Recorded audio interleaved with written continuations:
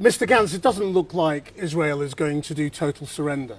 What do you think is a realistic end to this war?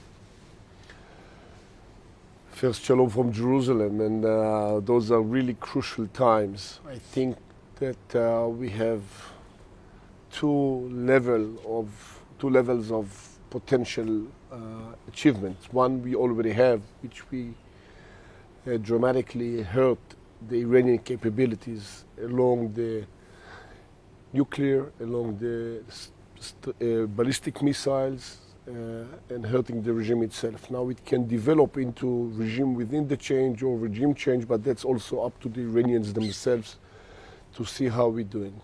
It's very important to understand.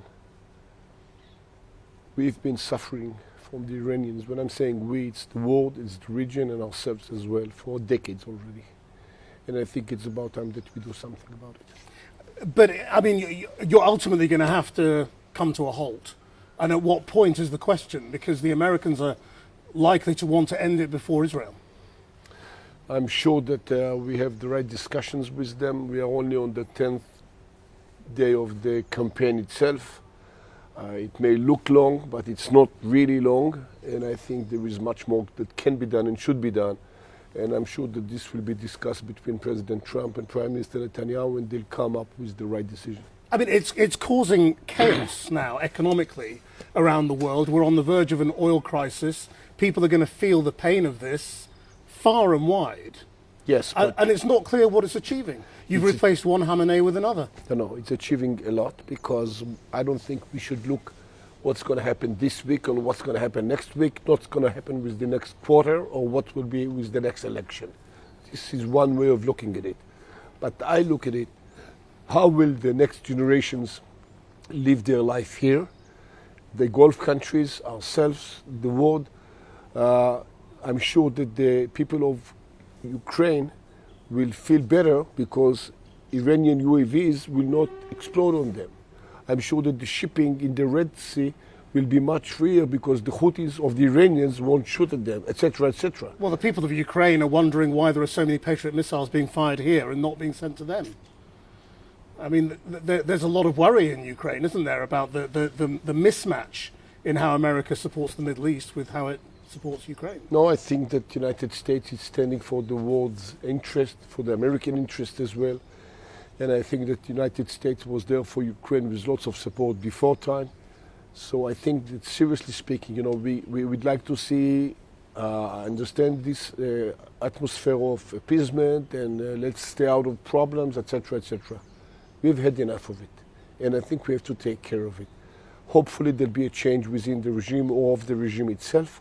Definitely we will destruct most of their capabilities, and whoever lives in Iran, whoever runs Iran in the future will know that if he go wrong, we can come back. And this is something very important. The Americans have made clear they were not happy about hitting the oil depots around Tehran. Why did Israel do that? When you want to weaken Iran, you have to do it in all circle of life, economically, military, governance, etc., etc. And I'm totally confident that we are coordinating everything that we are doing with in Iran with our American partners. And it's President Trump who leads the entire campaign, so I think we are fairly well coordinated. I mean, Israel seems totally united on this. All the politicians are saying the same thing. Is there any difference politically between anyone on this? There shouldn't be one. I think that with Iran there's no right or left, there is right or wrong, and I think we are right. And we have to defend ourselves. We've been suffering from them for 4 decades. What do you think started October 7? Who gave them those capabilities? Who do you see grew the Hezbollah? Was it the Zionist movement or the Iranians themselves? What are we talking about? They are all over the place with those proxies in different places. They are destabilizing the place. Don't forget that before this war started, the country that was mostly hated by the Iranians was Saudi Arabia, not us.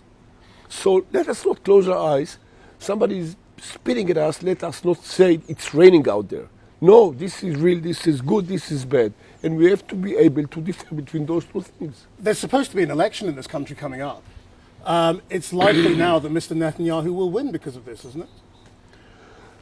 We'll wait to see. This is an internal matter of the State of Israel. We will say whatever we have to say. People will have to vote. We'll see what the outcome will. And once again, it has to do nothing. I mean, I'm sure that he might be influenced by the elections might be influenced by the event in Iran, definitely. But nevertheless, Churchill led Great Britain in the Second World War and didn't stay prime minister after that. So we will see what happens.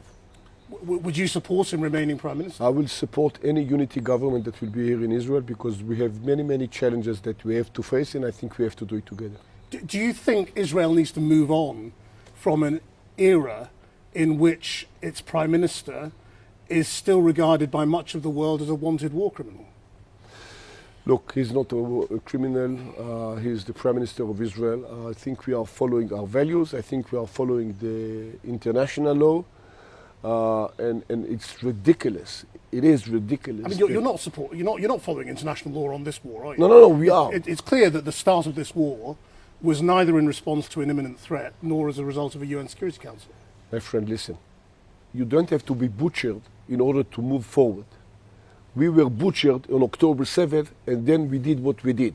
So do you expect us to be butchered by the Iranians, or should we do something in advance? But that's not within international law, is it? When you say you're following an international law. This is what, yes, and we are you can't going, attack Iran and because we of are October going 7th. after defense, military, industrial, governance capabilities. We are not attacking civilian as such. Sometimes things happen. Unfortunately, we saw the case with this school over there. We'll have to investigate it, but it's not the trend of the State of Israel. But 1,300 people are dead. I'm not saying that things cannot happen. This is war. It's nothing. You know, I can't guarantee everything. And Israel, morally speaking, needs to defend itself. And you don't have to be butchered in order to defend yourself. You need to see the reality as it is, not as you would like it to be, but as it is. And I'm sure that when I'm saying we, it's the United States and the State of Israel, is serving the global interest. See what happened in Cyprus, you understand it yourself. See what happened in Yemen and other places. So it's global issues, it's regional issues, but it's also from our perspective as Israelis to defend ourselves. That's definitely the case. And I'm not going to apologize for that. But are you sure the Americans have the same interests at heart? You know, it's looking increasingly like what they're concerned about is oil and their chess game with China. Once again, I understand the short-term perspective vis-à-vis the long-term perspective. I have no doubt that most of our interests are aligned with one another. Obviously, the United States has a bigger perspective to look at. It's the world leader, and we are not. But I'm sure we can discuss those issues. While this has been going on, the killing in Gaza has also carried on. There were 3 more people killed last night, including a child, bringing about 100 children killed since the ceasefire, since we last spoke. I mean, is this not wrong and needs to stop? No, it cannot stop before Hamas will be degraded from its capacity and before it will give back its weapons to some other governance capacity in Gaza. I'm very happy the fact that we have all our hostages back and we stopped on the yellow line as we defined it right now. But once again, if Hamas will not be disarmed, we will have to take care of it. And once but that again, process isn't happening, is it? Huh? That process, that part of the process is just stopped. Currently, we are focusing on something which is greater in terms of importance and urgency, but we will have to come back there. If you look at what I've talked about, when October 7 happened, I said it's going to take us a decade to do that. And only 2 years went by. But what I mean is, shouldn't the killing in Gaza stop because there is no process going on? If the process was failing, then maybe you would have reason to carry on. Don't present it that we are doing the killing for the killing. This is not our purpose, this is not our goal, this is not our nature.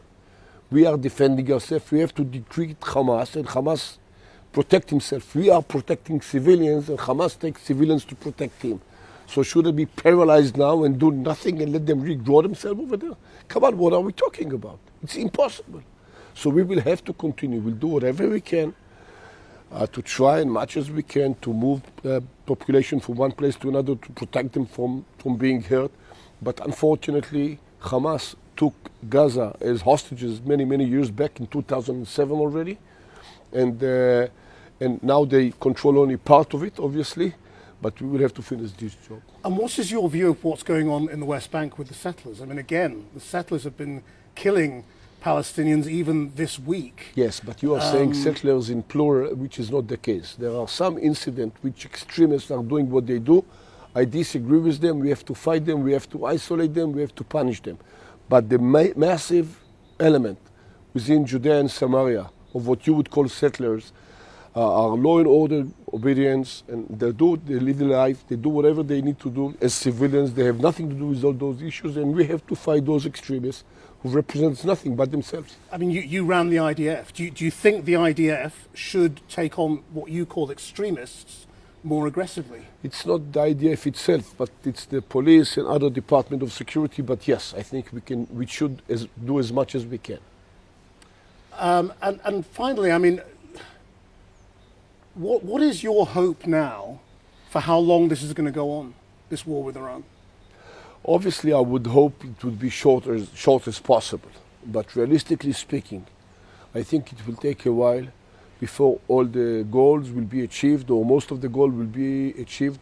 And I think we have to take it, I wouldn't say day at a time, but periodically. We just went through 10 days. We have to constantly reassess what's happening on the ground and what the situation is. Look, in most cases, generals try to avoid the use of force, and I'm among those. However, sometimes when you go on war, you have to do it right, and you have to do it strong, and you don't have to apologize for anything. And you don't fight in proportion. You have to win this war, because we want the next decades to be different for us, and in a way different for the Iranian people. I do hope that one day they can come to visit us. We can go and visit them. We've been there before. Hopefully we'll be there in the future. I have nothing against the Iranian people. This is a great culture. It's pure the fundamentalistic regime that we cannot afford, following the lesson learned from October 7th, that fundamentalistic radical regime will possess strategic capabilities that will definitely be used against us and against other countries. And once again, I would hope to live in another place. I would hope to live in another reality.